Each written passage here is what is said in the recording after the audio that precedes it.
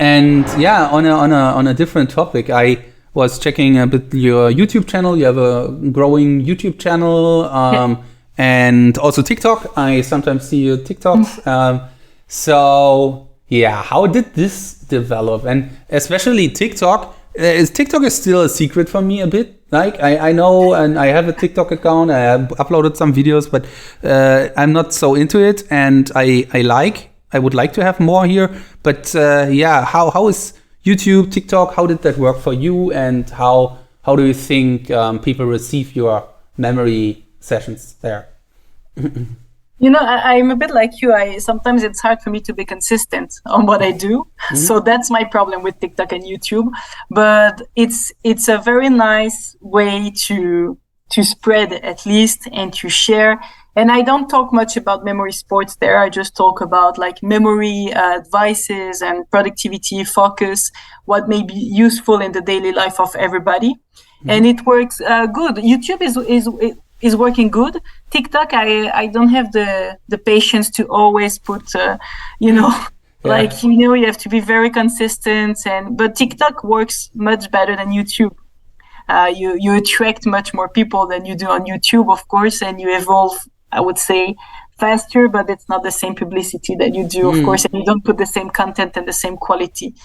Because YouTube, you put a 10 minutes video and you say a lot of things, but TikTok, it has to be 1 minute, so you better give the right advice. And it's different content, but I am more into YouTube. I prefer to prepare for YouTube and for the quality it is, and because it's more a long-term way to spread what I have to say. But it is working good. I think that I just need to be much more consistent and into it. But it's good. It's a good way to share. Cool. So I will also link that in the description of the YouTube video, which I will prepare. So what is your YouTube name? I am just Céline De Luca, memory asset. So it's just my name, and it's right. But it's in French, I have to say. It's good. Guillaume. Yeah. Today, Guillaume was approaching me asking for some advice for Twitch because he wants to open up a Twitch channel. Maybe that's a secret. I don't know. Anyway, so not anymore. No, not anymore. Yeah. So, and I feel that having more people just doing this kind of stuff, we talked about that earlier. It's great because if there's just one person to find, it's more difficult than there are 10 persons to find, and then everyone is connected and things like that work out. So what would be a good idea? Like I feel on TikTok, it's all about the hashtags sometimes. I'm not sure. But TikTok has a very algorithm that is very smart, and you don't even need to put hashtag. TikTok knows exactly what you're saying in your video and what you're talking about, and he knows who to show. So that's why I think it's very powerful, because I don't think that any social media do it that good. TikTok is so. I don't post also on TikTok because I have to admit that if I open it, I can stay 5 hours and I don't see the time pass. It's a bit scary. I don't open it because it's very scary. I don't even open it anymore because I'm scared of it because I can't just leave it. So, but it's very powerful.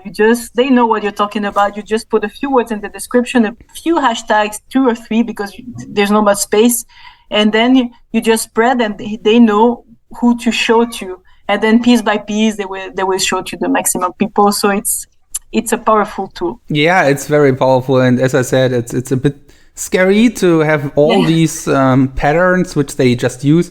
I think I told that before, but I once was just for testing watching like bodybuilder videos. So big men who are just playing with their breast muscles.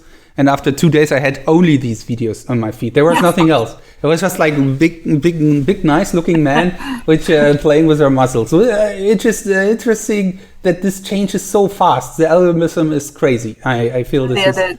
That's crazy. How smart is it, and how it can go? But that's, we have to see it. I see it in the way of a content creator, if I can say. That's a good tool for us, because now, of course, and TikTok, all the social media now, they want to be like TikTok, so they're gonna grow the same way and they're gonna share the same way and put the new content creator above. So that's a good thing for people like us, if I can say, that produce things on this. But for the people that consume it, it's not very good. So yeah. So Celine, what I was seeing when we have had you here also for matches, so you have been on a video for that. I was seeing that you had a big poster in the background, like happiness, like something like that. Is it right? There was a Yeah, I don't have it anymore. Okay. It was not a poster; it was a whiteboard, Uh-huh. and it was written "Happiness is homemade." Yeah, and was it to remind yourself of be happy, or why was that? I think it's my wife it's my girlfriend that put it. I don't think it's me that wrote it. It was you. Yeah. But it's just the philosophy. It's the philosophy of our home, if I can say. Like the home is the happiness you created yourself. It's true, True, Like yeah. I don't want to be too romantic here, but it's true. Like the happiness you created yourself just by doing what you like, spending time with the people you love, and just following it. So it's I would say the philosophy of our life in this home. So that's why. Cool. So you it's the philosophy of your home. It's really interesting. So Yeah, I would say this. Yeah. Do you have Yeah. more like this? You don't have to show us, but do you have more things which relate to that, like little pictures or things? This is how I live my life. I would say, like, I just do what I love to do, Cool. and if I don't like to do something, I don't do it. It's just as simple as this. And this is what I'm following too. You try to not follow any rules or what people are expected from me. Like, we talk about it in the beginning of the video. I've been graded as a veterinarian. I worked as it.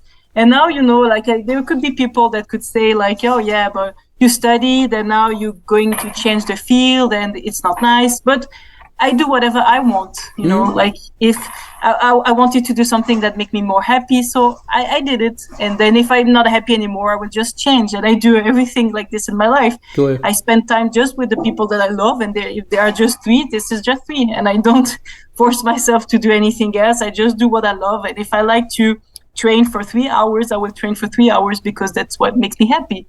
Cool. So now, this is how I live. Yeah. It's really cool when you can also announce or say that clearly and say, okay, it's like that, and I have the self-esteem to go this way. Yeah, exactly. It's like it's what I like, Like I remember that as an example, I said after the French competition, I was talking to my dad, and I tell him, "Oh, it motivates me to have these results that I was expected, and now I want even to work harder to go further." And he told me, "Be careful to not make it an obsession or to not." And I told him, like, what's the matter? What's even the problem? Like, if this is something that I love to do, like, it doesn't hurt me, it doesn't hurt anyone. So what's the problem even if I do it for 6 hours a day? That's the philosophy. That's the feeling. Just do whatever you want, And I mean, if it's not like crystal meth or anything like that, that is fine. Of course, that's what I said. If it's not, that's what I say. It doesn't hurt me. It doesn't hurt anyone. So if I have a passion that is good for me, it doesn't hurt. So let's do it. Of course, don't hurt yourself. So is your girlfriend or wife or girlfriend? Oh yeah, she's not. We're not married, but it's the same. It's the same. Okay. Yeah, I don't say girlfriend because it sounds too like we are teenagers. Yeah, I know. So it's much more official than this. We live together, and so. Cool. And is she also somehow into the memory stuff, or isn't it? No. Not. I'm trying to push her because she's Brazilian, and I want her to become the Brazilian champion, but she doesn't want. She's not into it. She respects it. She see a bit from far with me. She's proud and she's happy that I'm doing it. But I try to show her. She knows some stuff. Mm-hmm. I told her some stuff that she knows, but she's not into it. Okay. Unfortunately. Yeah.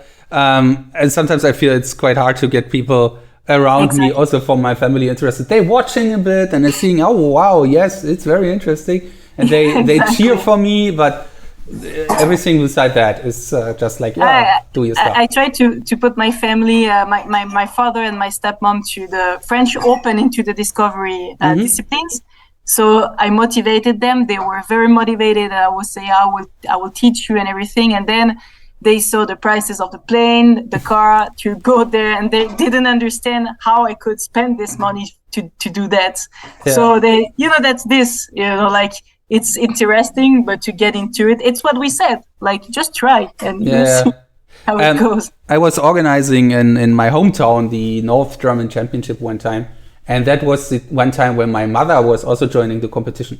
She was training for a half a year or something like that. So you might be the first one organizing a Belgium championship or anything like that in the future. Yeah, maybe in the future. Not for now. Everybody keeps saying that to me, but maybe I will do it. For sure, I think I would love to, of course, to share it and to spread it and to build something. But for now, I'm very focused on my training, my competition, I would say, and my career as I can say of an athlete. I'm more focused on this to evolve. And once I reach what I want, probably I will look forward to organize, because it looks very hard to organize a competition. It's a lot of work. It is, but it seems to be a lot of work, and before, during, and after, it's a lot of energy. So I prefer to put my energy into training and competition and compete myself. Yeah, and that's a good transition to the last topic. Your future goals in memory sports. So, have you thought about that a bit specific, or is it just step by step, looking what's going on? It's a bit of both, I would say. I'm going step by step, and I just don't really have any limits. Like I just go step by step, and I keep growing, and I think I will stop when I'm tired of it. But I will try to go as high as I can, and I've been like 4,700 points in the French Open, so I would just go up more like this. Now I'm going 5,000, and then I will probably go 6,000 and maybe 7,000, I would say. And I don't really have limits. I just want to go as high as possible, as long as I enjoy it and I'm taking pleasure of it.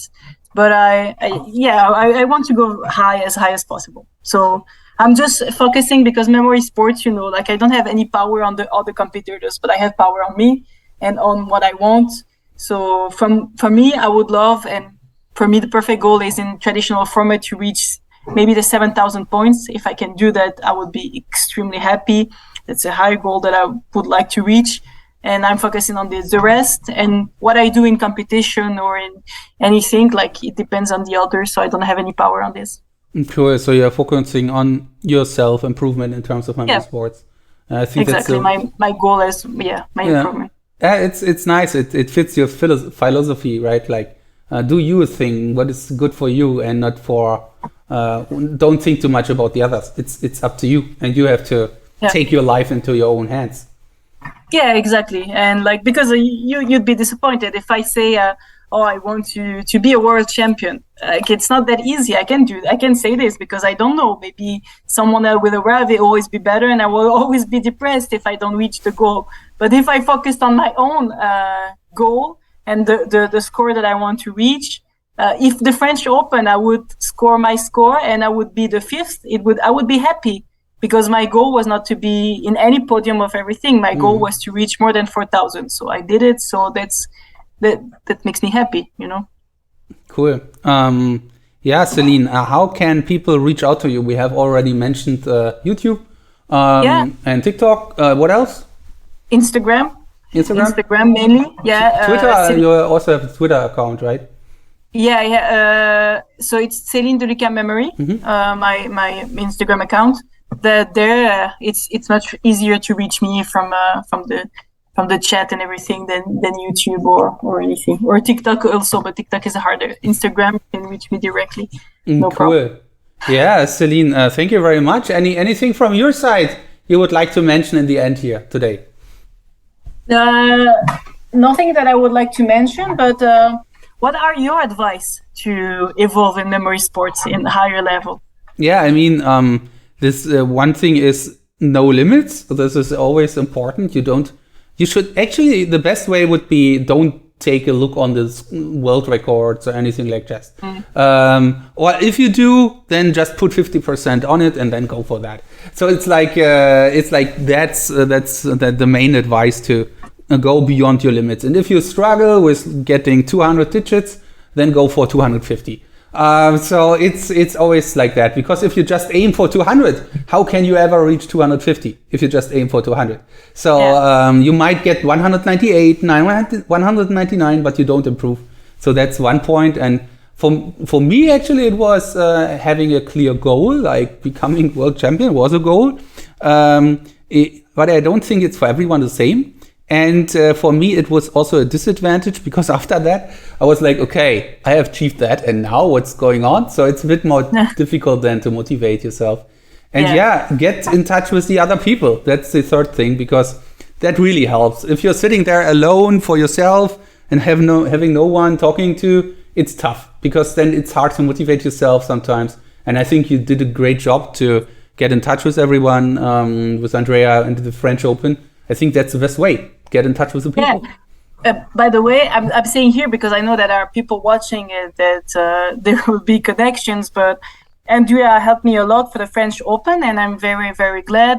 But I'm also trying to extend and take as much as possible. So I might be interested if there are other people that would be willing to coach me, probably for next year, because I'm always looking for it. And so I already asked for it in the forum, and I never had any answers. So that's how I reached Andrea. So now I'm just talking about it. If there are anyone that are willing to do it, I would be happy to do it, that have experience in memory competitions, they can. I'm looking for coaches. Cool. I mean, I'm still doing that, so maybe we just have okay, good. Yeah, have a talk about that. Yeah, cool. Céline, this was a very nice interview. Thank you for that. Thank you. Give greetings to your wife, and hope she enjoyed it a bit too, because I feel that she listened to everything right now. Of course, yeah. I told her to be quiet, but she was around. No, she's not anymore, but she was around listening to it. She likes to know. She's not into it, but of course she's interested in what I have to say. Of course, yeah. So, Céline, thank you very much. What's the next competition next year? Yeah, I don't know, because it seems, probably. I don't know if... Maybe, I don't know if you know if there are anything planned yet for close. No, I don't. Actually, think so. it's in the end of the year. From my experience, I think it was the last one from this year, French Open. No. Yeah, usually yes. Yeah, usually there's also a World Championship, but it's not happening this year. So I think we can expect to have a growing number of competitions next year from spring onwards. So a lot of time to train. Yeah. And to become better. Céline, thanks, and have a nice evening. Thank you. Yeah, thank you too. Thanks everyone, and thank you again. Ciao, bye. Bye.